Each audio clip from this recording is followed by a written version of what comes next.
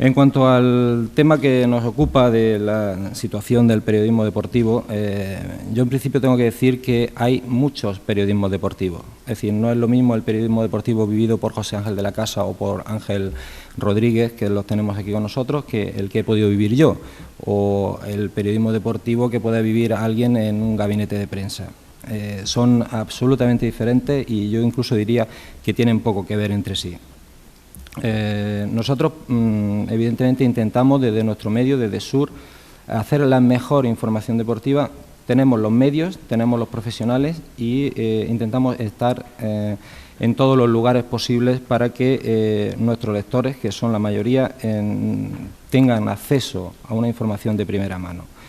¿Qué ocurre? Que evidentemente nosotros, igual que todos los demás medios, los otros más grandes, otros más pequeños, estamos sacudidos lógicamente por esta gran crisis, pero no ya crisis económica, sino también una crisis de medios, no solo del papel como tal, sino una crisis tan generalizada que bueno, nos está llevando a una confusión, por lo menos a los lectores que menos conocen la información, lo está llevando a una gran confusión. La irrupción de las redes sociales, la mezcla de las redes sociales con la información general está provocando unos problemas muy importantes y que se llega el caso a que personas aficionados al fútbol, por ejemplo, te cuestionan en Twitter que esa información la dio él, que fue el que avanzó la noticia o que fue el que dio la primicia, ¿no? Entonces, ¿es posible? Nadie, no sé, no vi si realmente dio la información, en este caso que digo o no, pero es verdad que estamos en una situación absolutamente de transición, no sé hacia dónde, pero sí que estamos en transición, nadie es capaz de analizar cuál es el futuro, nadie, y se están haciendo muchísimas pruebas y hasta ahora no ha funcionado nada. No ha funcionado nada en el sentido del objetivo que debemos marcarnos en los medios de comunicación para un poco sustituir el papel tan importante que han hecho los medios tradicionales hasta este momento con lo que nos espera cara al futuro.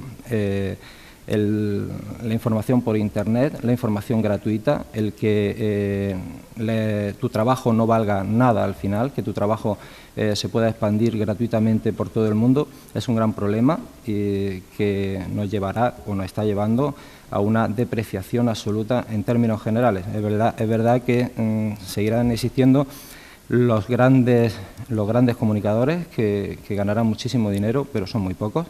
Tenemos que hablar del periodismo real, que es el periodismo de la mayoría, el periodismo en el que debemos movernos todos y vosotros, aunque ojalá que muchos de vosotros lleguéis a ser grandes comunicadores y evidentemente no tengáis que analizar esta situación de una manera un poquito más profunda, ¿no? Es decir, lo que decía antes José Ángel es muy real y es que hay menos enviados especiales. Bueno, y él está hablando desde una perspectiva de viajar, por ejemplo, con la selección española o viajar con equipos mucho más importantes y que tienen un impacto mediático mayor, aunque no sea tan real como parece, pero si trasladas esto a Málaga, por ejemplo, yo os puedo decir que habitualmente el equipo de fútbol del Málaga en primera división, pues bueno, lo acompañaban 10, 12, 8, 10, 12 periodistas cuando hacía cualquier desplazamiento. Una pretemporada, por ejemplo, lo acompañaban quizá más, 10, 12, 14, incluso más. Última pretemporada, os pongo el caso, lo acompañaron Diario AS, Carlos Cariño, un servidor y un fotógrafo de SUR también. Nosotros íbamos 2 de Diario SUR, AS y ya está. Esos fueron los enviados especiales que se desplazaron, en este caso a Alemania, para seguir la pretemporada del Málaga, la pasada temporada. En la próxima seguramente será lo mismo o quizás peor. Lo que pasa es que aquí hay una doble lectura, es decir, si lo analizas desde la perspectiva económica, que es como todo el mundo está analizando hasta ahora este tipo de gastos, bueno, evidentemente tiene un coste, pero yo insisto en que un coste, por ejemplo, en el caso que estamos hablando, puede ser un coste individual de 2.000 euros por esta pretemporada, la pasada pretemporada, yo entiendo que los medios de comunicación no apuestan claramente por este tipo de, por esta continuidad en el periodismo de enviados especiales, porque entiendo que si observas que se hacen grandes homenajes, fiestas que organizan medios de comunicación, sin embargo luego no tienen 2.000 euros para hacer este tipo de desplazamientos. Creo que consideran que no es necesario, y si lo analizas en profundidad es posible que sea cierto. Nosotros, Sur, tenemos 2 personas siempre con el Málaga, tanto si hace una pretemporada de 10, 15, 20 días, lo que haga, si va a Venezuela como si va a Alemania, Austria o donde se desplace. Nadie hace eso. Y la pregunta es, ¿merece la pena?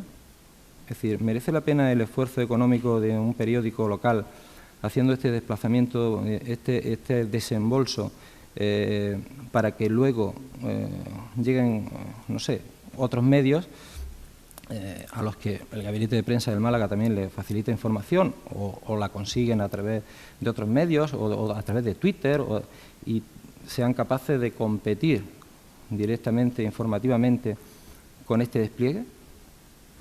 Pues eso al final lleva a los medios a optar por la vía más simple, que es pues, reducir costes por ahí, porque a lo mejor no son rentables. Es triste, pero bueno, el público quiere esto. Es decir, el público no es selectivo a la hora de analizar cuál es la apuesta de cada uno. Entonces, si tú haces un esfuerzo grandísimo y un aficionado del Málaga prefiere otro tipo de información, porque no le gusta la tuya o porque simplemente no sabe cuál es la realidad de la apuesta de cada medio, pues entonces quizás no merezca la pena. Eso por un lado. Por otro lado, también quería hablar, hacer referencia al tema de la contaminación de la profesión, es decir, desde la perspectiva del periodismo de camisetas, ¿no? Es decir, evidentemente el periodismo de camisetas existe solo en Madrid y quizás en Barcelona. El periodismo de camisetas no puede existir en Málaga, por una razón muy simple, y es porque cuando los periodistas de Madrid van con la selección española, son de la selección española. Cuando los periodistas de Madrid cubren una información a nivel internacional, están apoyando al equipo, al club que realmente tenga el protagonismo en ese momento del fútbol o de otro deporte español. En Málaga nosotros vamos con el Málaga. Eso no es periodismo de camiseta. Nosotros, por ejemplo, de Diario Sur, defendemos al Málaga.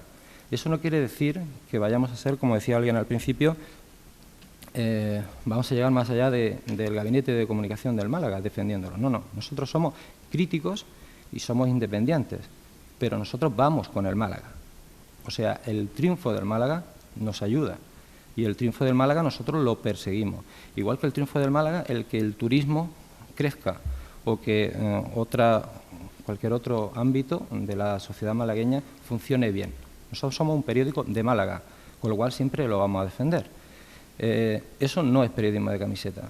Si hay un penalti en contra, tendremos que reconocerlo. Es decir, somos periodistas y somos independientes. Periodismo de camiseta es cuando te encuentras en un medio nacional a periodistas que defienden a un equipo, a otro, o como decía José Ángel, en asuntos políticos que parece que son llamados exclusivamente por el color de su ideología, ¿no? Entonces, desde esa perspectiva, nosotros estamos absolutamente tranquilos y satisfechos con nuestro trabajo, siempre, por supuesto, defendiendo el club como tal, la entidad como tal, su pervivencia, su futuro y también su éxito. A nosotros nos interesa que el Málaga esté en primera división, lógicamente.